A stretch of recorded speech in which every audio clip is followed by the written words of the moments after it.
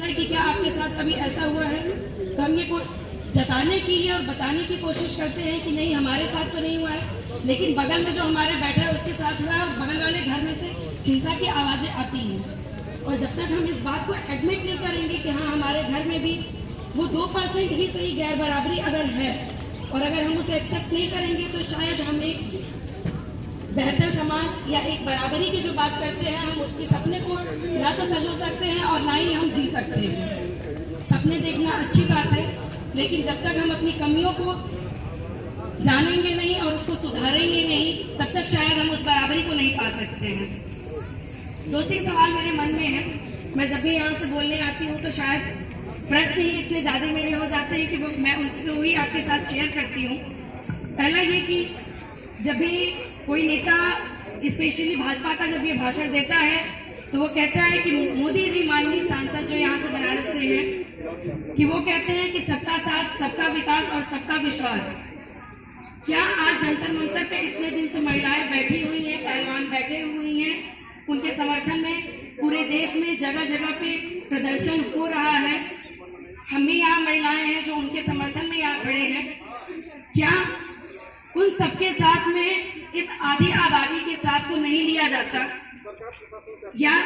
हमारी जो आधी आबादी महिलाएं कही जाती हैं, क्या उनका विश्वास उनके लिए मायने नहीं रखता? मेरे हिसाब से नहीं रखता, क्योंकि अगर ऐसा होता कि हमारा विश्वास भी उनको चाहिए और हमारा साथ भी उनको चाहिए, तो शायद ये बात जो उठ रही है बृजभूषण जी को निकालने की, रिस्पेक्ट के साथ मैं उनको कह रही हूँ क्योंकि वो माननीय है, मेरी नजरों में है, और आपको भी मानना पड़ेगा कि वो माननीय है, क्योंकि अगर वो माननीय नहीं होते तो शायद वो तख्त से नीचे कहीं जेल के पीछे होते। इसलिए वो माननीय है जब तक वो उतारे नहीं जाते। 2-3 चीजें, क्या हम और हमारा ये समाज इस ओर बढ़ रहा है? जैसा कि पिछली लगातार घटनाओं को देखा जाएगा, यौन हिंसा को हम लोग देखते हैं या यौन उत्पीड़न को हम लोग देखते हैं, बिल्किस बानो के केस को देखा जाए तो उसके जो आरोपी थे उनको ये कह के छोड़ दिया गया कि वो एक जाति विशेष वर्ग से आते हैं, इसलिए उनका आचरण ऐसा नहीं हो सकता। या फिर हम हाथरस के केस को देखें या उन्नाव के केस को देखें, और अगर सबसे ज्यादा अगर किसी केस ने जोर पकड़ा तो अगर हम निर्भया केस को याद करें तो शायद जिसमें कि सामने से पता था कि किसने कौन आरोपित है, किसने किस तरीके का कृत्य किया, किसको क्या सजा मिलनी चाहिए, सब कुछ एकदम साफ था, लेकिन उसको भी न्याय मिलते मिलते 7 साल का समय लगा। तो हमारा ये जो शासन और प्रशासन और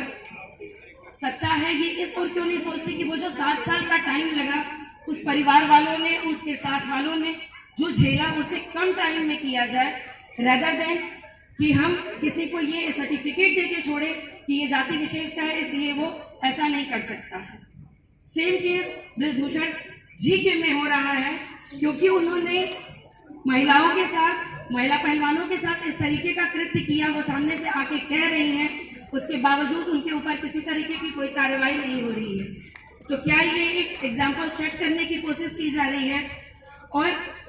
इस तरीके का बढ़ावा देने का कोशिश किया जा रहा है कि अगर आप किसी के साथ यौन दुराचार करते हैं तो आपके ऊपर किसी तरीके की कोई दंडात्मक या कड़ी कार्रवाई नहीं होगी, आप इस तरीके के कृत्य करते रहिए। महिलाएं जो है वो सिर्फ एक खेलने की चीजें हैं और आप उसके साथ खेलते रहिए, लेकिन शायद उनको ये एहसास नहीं है कि आग से खेलना कभी कभी तो अच्छा लगता है, लेकिन अगर वो आग बहुत ज्यादा भड़क जाए तो वो केवल हाथ ही नहीं, पूरे जिस्म को जलाने में भी टाइम नहीं लेती है। दूसरा प्रश्न मेरा ये है कि जब महिलाएं मेडल जीत के आती हैं तो उनको डिनर पे बुलाया जाता है, उनका सम्मान किया जाता है। विनेश को ही प्रधानमंत्री जी कोट करते हुए पूछते हैं कि क्या हुआ कि तुम बहुत हताश हो गई हो, मेडल नहीं मिला इस बार, तो क्या हुआ, अगली बार जरूर तुमको मिलेगा। इसके साथ मेरा पारिवारिक नाता है। आज जब वो यहाँ बैठी हुई हैं धरने पे,